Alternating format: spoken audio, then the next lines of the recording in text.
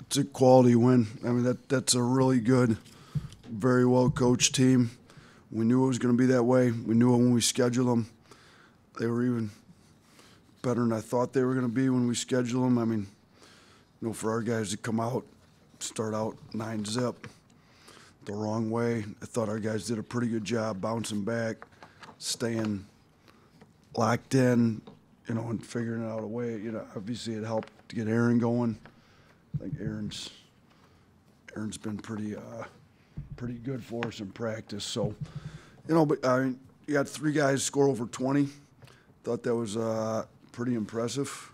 So, our defense was not good again. We've got to do a way better job on defense. Obviously, the rotation got shrunk a little bit from the last game, just with how tight the game was. We knew this team was going to be a lot better.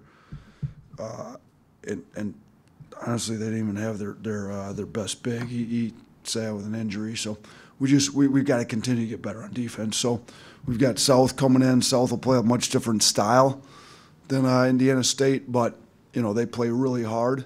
I think Coach Riley's done a great job down there, and we're going to keep preaching defense.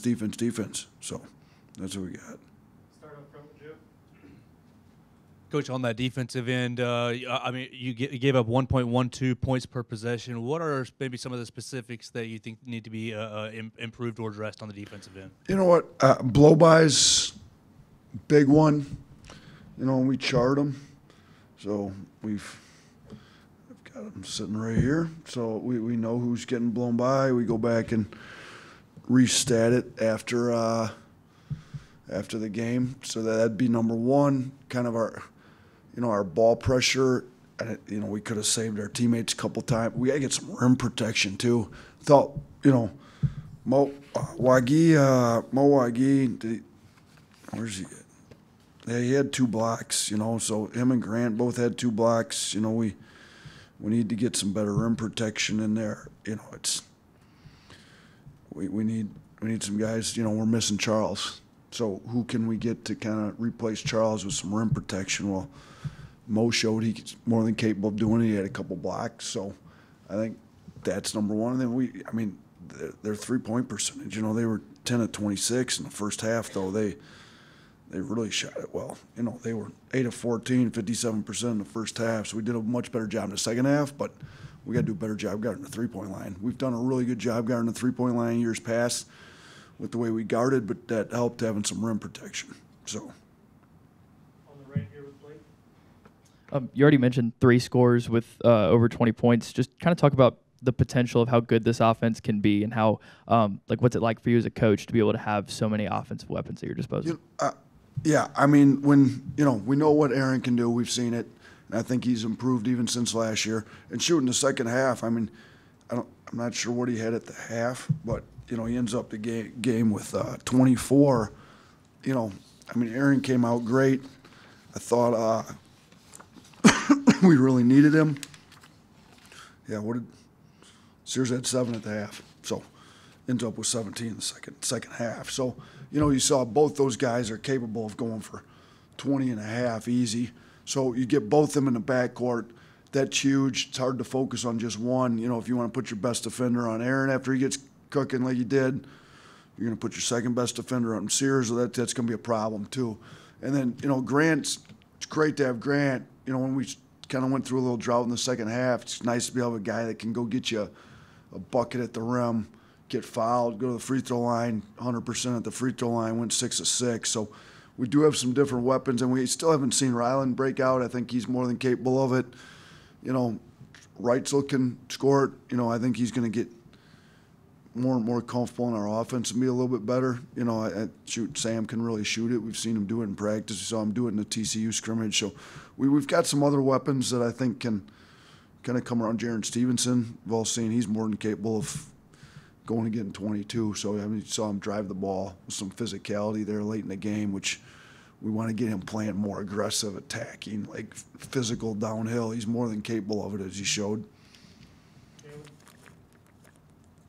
Coach, this week you got a big recruit committed, Nas Cunningham. What can you tell us about the kid, both on the court and off the court? Yeah, I mean, Nas is really talented. So one of the big skilled guard and wing. He's got a chance to really, kind of be next in that line of these big guards wings that we've had that go to the NBA. So, we're excited about him as a kid. He's a really nice kid. He's been ranked really high for most of his career, so it's one of those deals, he's fallen a little bit, but I think he's got the right approach to it. I don't think he's worried about rankings. Let's get worried about getting better. He's got to get stronger. He's super athletic, very skilled, shoots it well.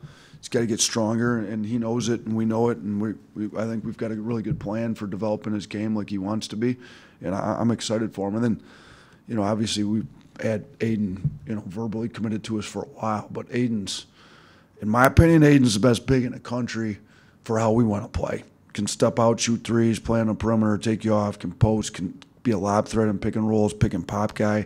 So we're really excited about those two.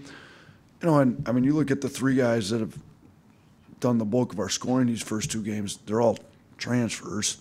So if we can get a freshman that we think can really help us, we will. And if not, we'll go to the portal like we've done. So Estrada's pretty good, Sears pretty good, Grant's pretty good. Milwaukee was pretty good for us at times of night. So we've shown we can go both ways and get pretty good players. Last one, Adam. So you guys finished the game shooting 57% from three. How much of an emphasis are you making it to your guys now, and especially when you guys enter SEC play from the three-point line? I mean, we want to take the appropriate threes. I don't think we've taken enough threes in the first two games. I think we've taken 23 each of the first two games. We average about close to 30 since I've been here. So our guys still haven't quite figured out how we want to play. Now, both these teams have done a pretty good job defensively trying to limit our threes, but we've shot a pretty high percentage of the ones we've taken. I just, we'll get some games where we'll get 30, 40. I think we put 52 up in a game last year, or 54 or something once. So we'll get some games where we get them up, and hopefully we make them when we get them up. That's why we're trying to recruit some shooters in here. But our point of emphasis these next 2 days is going to be finishing at the rim.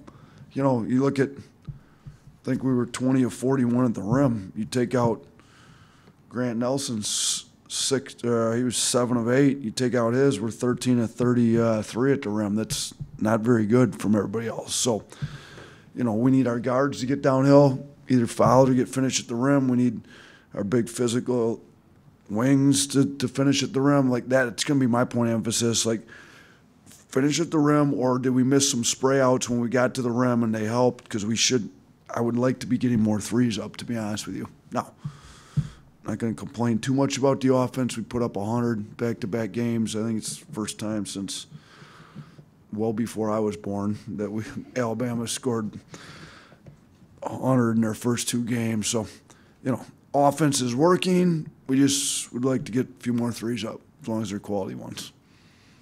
So, appreciate you guys.